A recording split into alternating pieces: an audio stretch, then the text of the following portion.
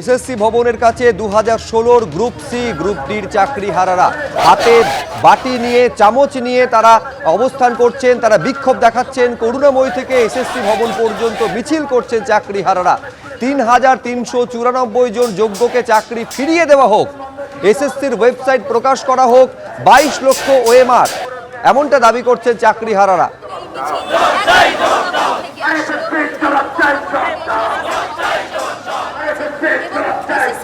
করুণাময়ী থেকে এসএসসি ভবন পর্যন্ত চাকরিহারাদের মিছিল, কিন্তু পুলিশের একটা দীর্ঘ লাইন, তাদের সেখানে আটকে দেওয়া হয়েছে। রুমা পাল আমাদের প্রতিনিধি রয়েছেন। এই মুহূর্তের কি ছবি রুমা?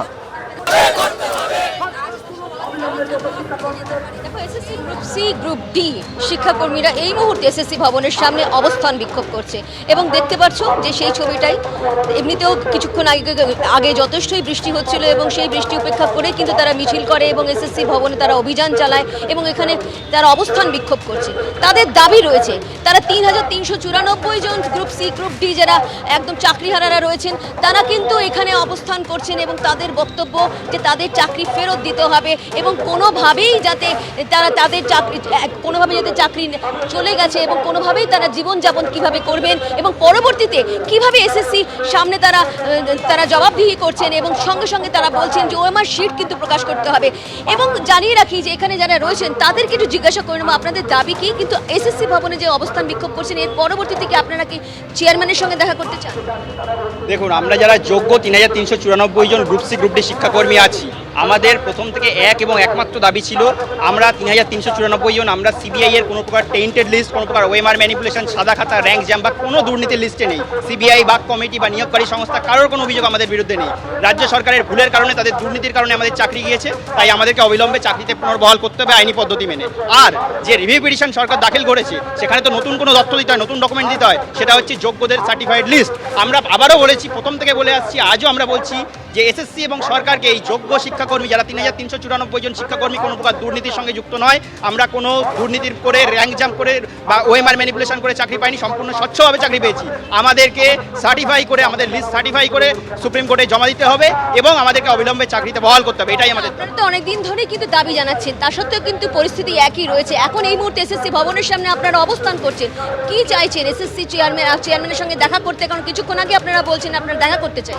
হ্যাঁ, অবশ্যই। আমরা যেহেতু এসএসসি আমাদের রেকমেন্ডিং অথরিটি, তাই এসএসসিকেই এটা সার্টিফাই করে দিতে হবে। কারণ অযোগ্য কারা, সিবিআই লিস্ট অনুযায়ী সেটা ক্লিয়ার। সিবিআই বলে দিয়েছে 2037 জন গ্রুপ সির মধ্যে 782 জন অযোগ্য, তাদের তালিকা আছে। 3880 জন গ্রুপ ডির মধ্যে 1741 জন অযোগ্য, অর্থাৎ ওএমআর ম্যানিপুলেটেড, তাদেরও তালিকা আছে। বাকি যারা, তারা প্রত্যেকে যে যোগ্য, এই জিনিসটা এসএসসি সার্টিফাই করে দিতে পারছে না। এরা কোনোভাবেই সার্টিফাই করছে না। যতক্ষণ এরা সার্টিফাই করবে এই জিনিসটা যে আমরা বাকিরা যোগ্য, ততক্ষণ পর্যন্ত রিভিউ পিটিশনে আমাদের ফিরে আসা সম্ভব। আর সরকার প্রতিটা ক্ষেত্রে যোগ্য এবং অযোগ্যদের মিশিয়ে দিয়ে এসেছে, তার জন্য হাইকোর্ট এবং সুপ্রিম কোর্টে প্যানেল ক্যান্সেল হয়েছে। এরপরেও যদি সরকার এইভাবে যোগ্যদের সঙ্গে অযোগ্যদের মিশিয়ে দিতে থাকে তাহলেও কিন্তু এই একই জিনিস হবে। তারা যদি যোগ্যদের জন্য সার্টিফাইড লিস্ট দিয়ে আলাদা কোনো রকম ব্যবস্থা না করে, কিছুদিন আগে আপনারা দেখেছেন ভাতা ঘোষণা করেছিল, সেখানেও সরকার যোগ্য সবাইকে দিতে চেয়েছে, তার জন্য সেই ভাতার ঘোষণাটা স্টে পড়েছে। আমরা বারবার সরকারকে বলেছিলাম, সচিবদের বলেছিলাম যে আপনারা দয়া করে যে 3394 জন শিক্ষাকর্মী এদের জন্য আলাদা ব্যবস্থা করুন। কতক্ষণ আপনারা এখানে থাকবেন? কারণ এখানে তো পুলিশি ব্যবস্থা কিন্তু জোরদার করা হয়েছে, কতক্ষণ? আমরা যতক্ষণ না এসএসসি চেয়ারম্যানের সঙ্গে দেখা করে তার থেকে সদুত্তর পাবো আমাদের সার্টিফাইড লিস্ট দেওয়ার ব্যাপারে, ততক্ষণ পর্যন্ত আমাদের অবস্থান করছে। ততক্ষণ না পর্যন্ত তো তারা এসএসসি চেয়ারম্যানের সঙ্গে দেখা করতে পারছেন এবং তাদের সার্টিফাইড লিস্টের যে দাবি জানাচ্ছেন যে তারা প্রকাশ করতে হবে, ততক্ষণ পর্যন্ত কিন্তু তারা এখানে অবস্থান করবেন। এবং আমি অবশ্যই যারা বসে রয়েছেন তাদেরকে একটু জিজ্ঞাসা করে নেবো, আপনাদের কথা জানলাম, আপনাদের দাবি রয়েছে, কিন্তু আপনারা এখানে অবস্থান করে কি করবেন? কারণ এর পরবর্তী কি পদক্ষেপ? পরবর্তী পদক্ষেপ অবস্থান ছাড়া তো আমাদের কাছে কিছু উপায় নেই।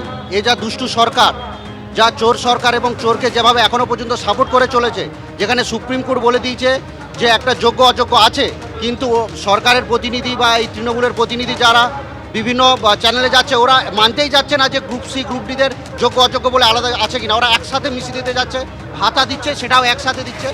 যোগ্য মানে যাদের চুরি করে চাকরি দিয়েছে এখনও ওদের মাথা থেকে হাত তুলে নেওয়ার কথা সুপ্রিম কোর্টের রায় দেওয়ার পর, এখনও হাত না তুলে ওদেরকে আরও কোলে তুলে নিতে যাচ্ছে সরকার। যোগ্য অযোগ্য যারা তাদেরকে আলাদা করা হয়নি এবং সেই কারণেই কিন্তু এই পরিস্থিতি তৈরি হয়েছে। দেখো কিছুক্ষণ আগে তুমি বলছে যে থালা একদম তারা চামচ নিয়ে কিন্তু রাস্তায় তারা নেমে পড়েছেন এবং কিছুক্ষণ আগে দেখছিলাম আপনারা এই থালা চামচ বাজাচ্ছেন, এর বাজানোর কি কি কি আমরা 3 মাস ধরে আমরা চাকরি করছি না, আমরা 3 মাস ধরে কোনো বেতন পাই না, আমরা আমাদের হাতেই খালি থালাটাই সরকার ধরিয়ে দিয়েছে এবং আমাদের প্রতি যে ইনজাস্টিস হয়েছে, আমরা যে 3394 জন যারা কোনো অপরাধের সাথে জড়িত নই তাদের চাকরিটা একদিনে মানে বাতিল করে দেওয়া হলো।